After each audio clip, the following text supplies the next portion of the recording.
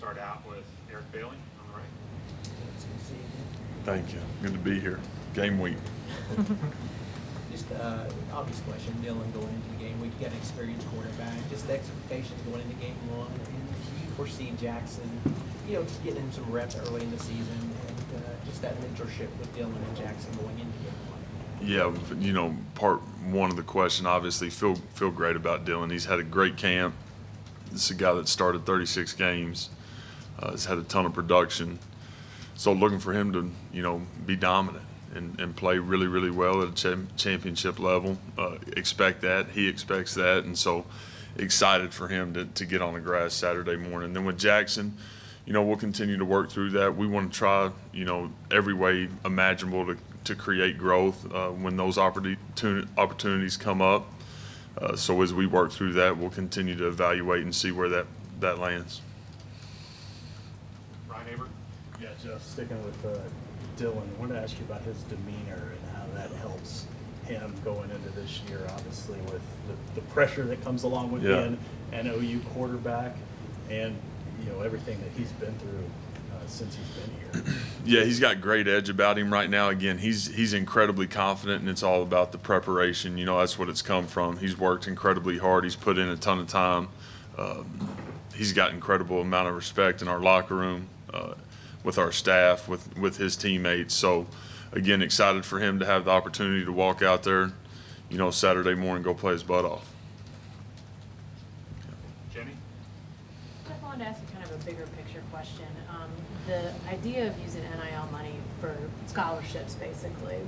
Kind of talk me through how you guys have worked on that and where that's come from, what that can mean for you guys long term. Yeah, I think from that standpoint, that has the opportunity to create more depth in the roster, and that's something that I think everybody's looking at as they're going about their business. From a roster management standpoint, having 85 guys on scholarship, and then being able to create different ways. Those guys being able to use their platform, create NIL, and and it just has the ability to create some real quality depth at some positions. How did you sort of strike on that idea? Is that something that you heard maybe somebody else was doing a variation No, on, just or? through conversation in the meeting room, us being together as a staff, obviously following Coach V's lead on that, and he felt that was a great way. There's no doubt about it. He's spot on, and so that's kind of where that started. Okay. Down the right side, George. Yeah, Jeff, I just wondered about your offensive line. How do you feel like they've come together so far, and do you have a set starting five, and are you hoping to rotate guys in? Yeah, we've got a little bit of competition still working through. As we move forward throughout the week, you'll see multiple guys playing for sure. But we feel good about where we're at. As you look at it, there's guys that maybe haven't played a ton of ball here, but they have played a whole bunch of ball. Whether it's Walter, McCade obviously coming back as a starter, had all those starts prior to being here. Rame has all the starts that he has. And you look at guys like Tyler and Savion, and then Troy having all the starts that he had last year. So we feel good about where we're at. Again, excited about the opportunity Saturday morning. Ryan, far right. Not necessarily like Arkansas State, but these week 1, week 2 games with the portal, so many guys moving around. What has that done from a scouting perspective as far as trying to get everybody prepared when you maybe haven't seen a ton of guys in that uniform? Yeah, I think when you look at it, week 1, obviously that's kind of the deal. We feel pretty good about who we're going to see on Saturday morning, but there's definitely has the opportunity to be some change up too. So there'll be a little bit of guesswork in who you're seeing. I think structurally we're going to get what they've been. There's been stability there from a coordinator standpoint, but the portal definitely for these early games has created some uncertainty on who you're going to see for sure. Has that changed at all when you've got returning coordinators? Is that kind of similar year to like week 1s of years past?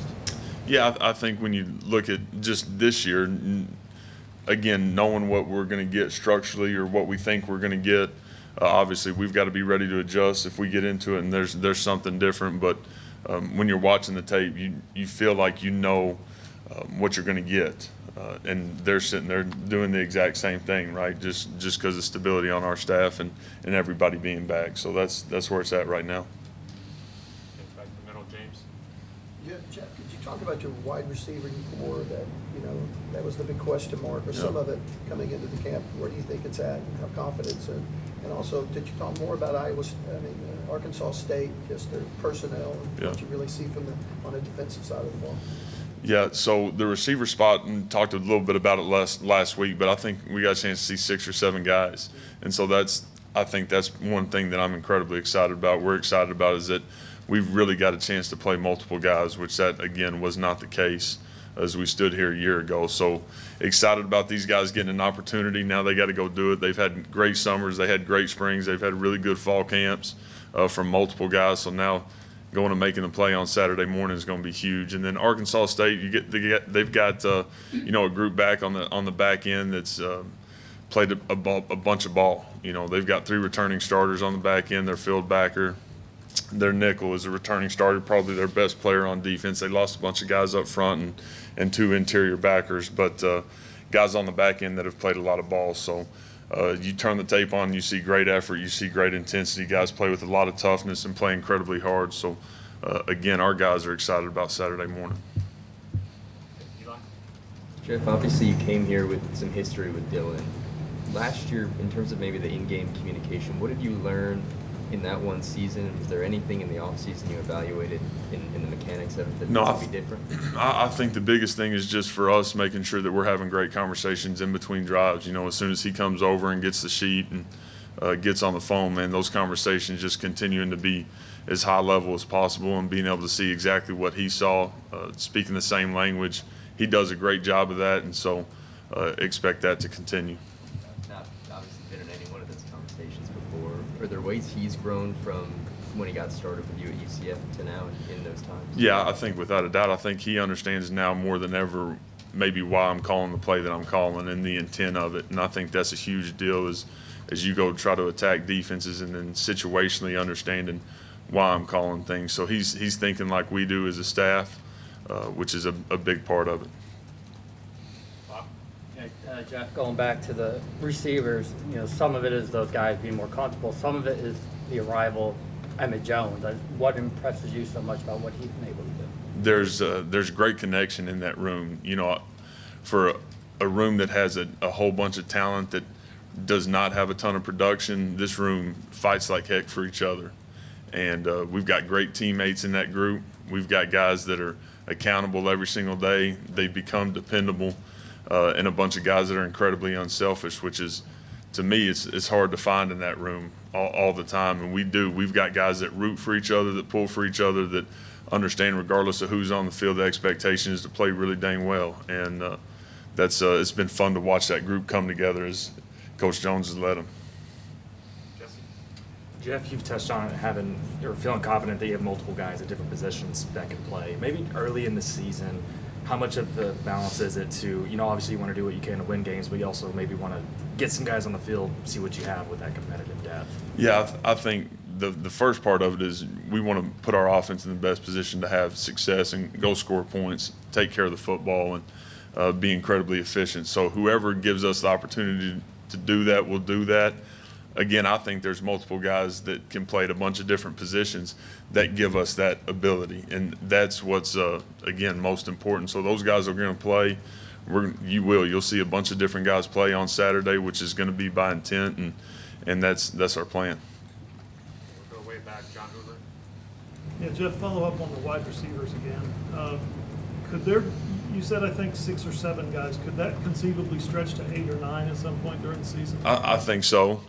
As we move forward and continue to get guys back, again, we've got some young guys in the room that are incredibly capable, but they are young, and guys that hadn't played a ton of ball. So their reps from a game standpoint might be 5 to 10, where that's got a chance to grow as long as they get on the field and do what we think they're going to do. So we want to be able to roll multiple guys at those positions, to be able to go play fast, and guys being able to be really fresh and fast in the fourth quarter.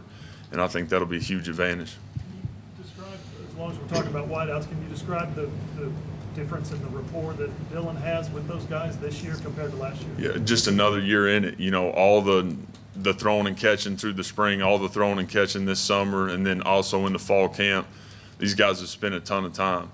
And I think with that it's been a huge part of why we've had success in fall camp, pitching and catching, and there's a ton of trust there.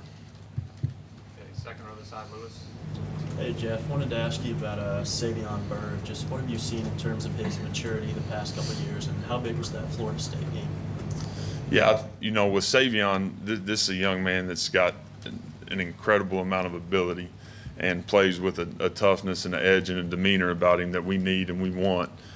He has become accountable. He's become dependable. He's taken care of things outside of this building, which in turn has created consistency for him inside the building, and that's been huge. And that's something that we talked about last spring is if we can get the best version of Savion, man, we got a chance to have a special player, and we're doing that right now. He's doing that. Credit to him, and there's been a ton of maturity through the process. Right here, Gary. Jeff, staying with the O-line for a second, I know that what you want out of that group has to do with the here and now, establishing a presence, being physical this year. But given your experience at Ole Miss, I was going to ask you about the importance of laying something foundational for what you're getting into next year, and how what happens this year, especially at the line of scrimmage, will really help you guys out moving forward. Yeah, as probably as lame as it sounds, I'm concerned about Monday's practice, Tuesday's practice, playing really, really well Saturday morning. Bill's done an incredible job recruiting that room, and we've got really good depth in that room, and playing well at the line of scrimmage is something that we've been able to hang our hat on here for a long, long time, and especially with Bill. So feel good about where the young guys are. The focus, without a doubt, is playing our butt off on Saturday morning, but do feel like we signed a really good class last year, and we're in the heart of it right now. So it's good. Okay, go back to the right, second row, Mason, and then Justin. Jeff, last year this time you really just had Aaron Gray that had a lot of experience on tape. How big is it now to have really three guys that have put a lot of good stuff on tape and have a lot of experience? Yeah, it matters. And, those guys, the way they played in the bowl game obviously was huge with Gavin and Javonte. Javonte obviously was sprinkled in a little more throughout the season than Gavin was. But both those guys, look to do big things this fall. Obviously with Marcus, again, he's had a really good camp. I've talked a lot about him, excited about where he's at. And then you'll see Tawee as well. Tawee's had an incredible camp, had a great spring. And this dude plays the game the way you want it to be played, with a ton of toughness, and excited for him. Justin? Jeff, you talked about last year's recruiting class. Can you talk about just the emphasis you guys placed on bringing in or retaining the in-state talent? Yeah, Coach V, day one when he got here, he talked about being inside out, and understanding what our footprint is, who we are, and making sure that we go get the best players from the state. So it's been a huge focus for us.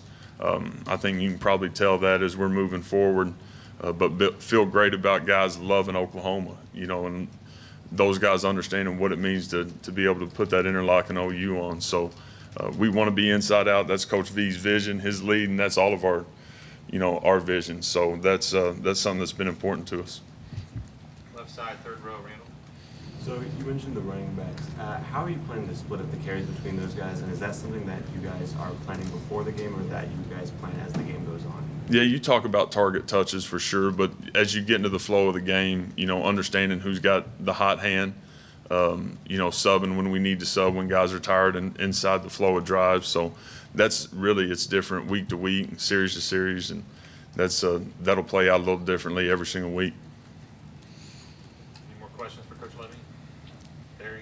Yeah, Jeff, you got more depth at quarterback. Does that mean Dylan will have a little more green light to run and scramble this year? Yeah, I think we'll try to do a great job of taking hits off of him, just like we always have. We talk about hits on the quarterback, not as much as anything else, really. So Dylan's going to play free. He's going to have the ability to go play free. There's going to be some things that we'll do differently for sure, but I like where he's at from just being able to run the football and do the things that we want him to do, throughout. Jenny?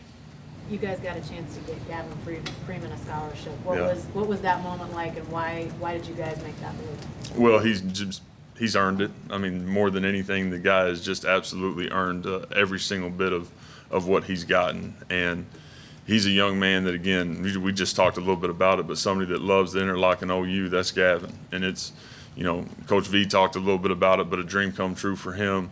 This kid is an absolute pleasure.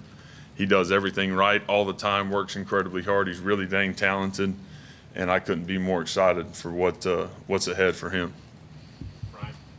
Yeah, Jeff, I want to ask you about Brent and the way that he's handled some of the struggles over the last year. What have you learned about Brent Venables through what's happened over the last year? Consistency. He is, he talks about it all the time, but he says if we don't, they won't. And that's, just setting the standard of how we operate every single day as a staff. And he is so incredibly consistent in how he operates every single day. And to me, that's what makes him such an incredible leader for our program, for our guys, for us as a staff. That's who he is. How big is that for setting the tone when things don't go the way that you would like or you expect? Yeah, I think it's huge. Everybody's looking at Coach to see the response, and the response is exactly what you would think it would be from a man that lives by it. Doesn't talk about it. He lives it every single day. And so for me, having the ability to walk in those double doors every day, go to work for him, it's humbling, and it's been great to see. That's all we have time for. Thanks, Jeff. Appreciate it. Coach Coop will be here in 1 minute.